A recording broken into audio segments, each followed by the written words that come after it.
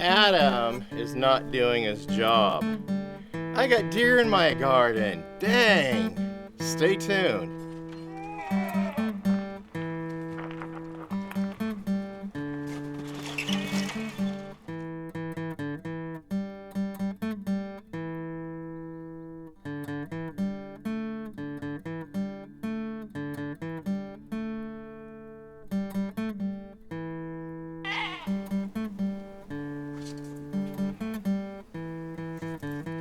So we're in the fall harvest. It's autumn, and I've been doing some work on the garden already.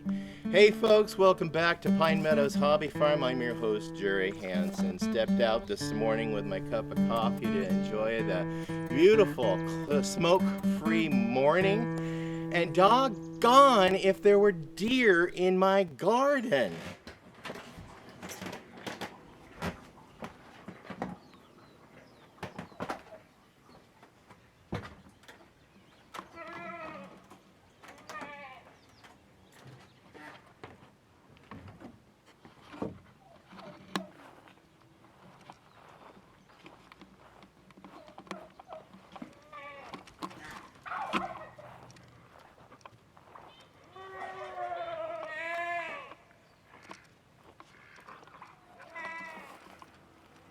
Adam, you're fired. You're not doing your job.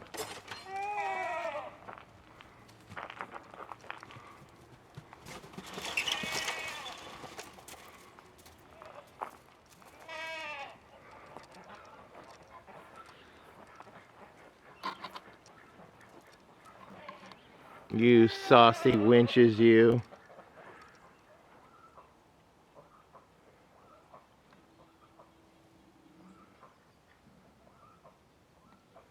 Well, as you can see, there's not much left of the garden anyway. It's just mainly flowers and some unripened tomatoes. I'll go ahead and pluck those later and put them in a sack in the greenhouse and let those ripen like my others I have in here are doing.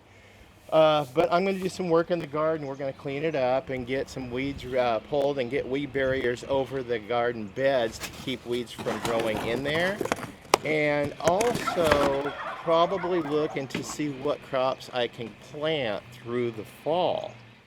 So with the advent of fall, I, besides the tomatoes, harvesting those and getting those in those bags to ripen, I harvested my onions and I set them out on the wire here on the worm bin to let them set and dry. And so we'll be using onions through the course of the fall, adding extra nutrients to the home.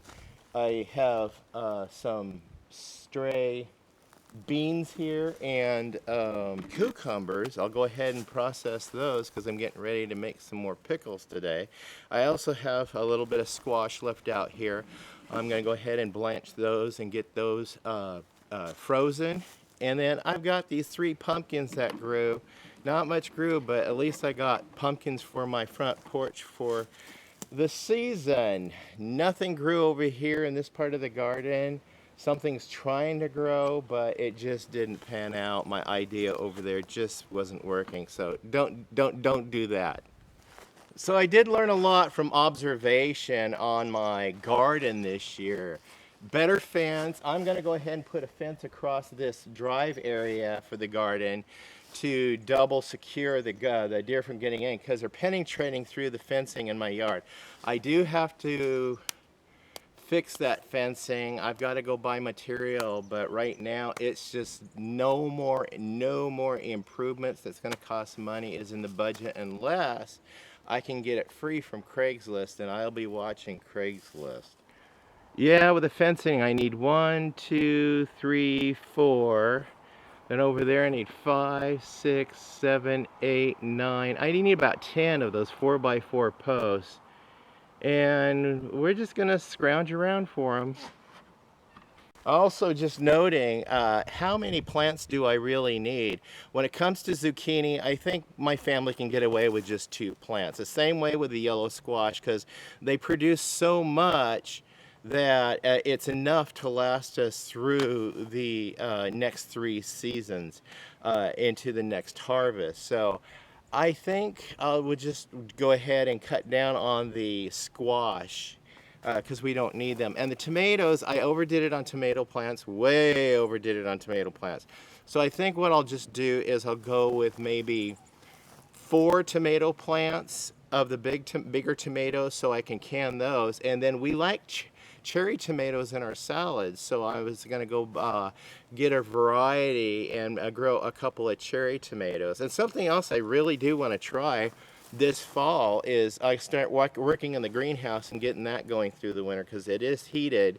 And we do have grow lights. I was gifted with more grow lights, so I'm hoping to be able to grow like cucumbers upside down from the rafters in these 5-gallon buckets. And also I want to hang a couple of variety of tomatoes and just give that a try, just experiment with that. And then in the tubs, we're just going to grow a variety of salad crops. Like in the upper tubs, we're just going to grow lettuce and spinach, and hopefully we can get some kale going up there also. And in the lower racks, I would like to get a big deep pots and grow some carrots, some more radish, and keep those going. And also I want to try growing Swiss chard inside. I was successful in years past growing Swiss chard. It lasted 3 years in there until I finally took it out. But Swiss chard, it gets nibbled down by the deer. It just bounces back, it grows back. So it's one of those plants you plant once, you can just harvest on it repeatedly.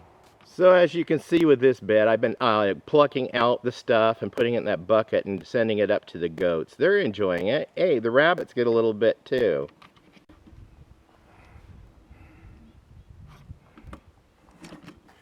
Well, I'm Jerry Hansen, your host here at Pine Meadows Hobby Farm. We're a frugal homestead, even more frugal than it was before, and it's going to be even more frugal in the coming months.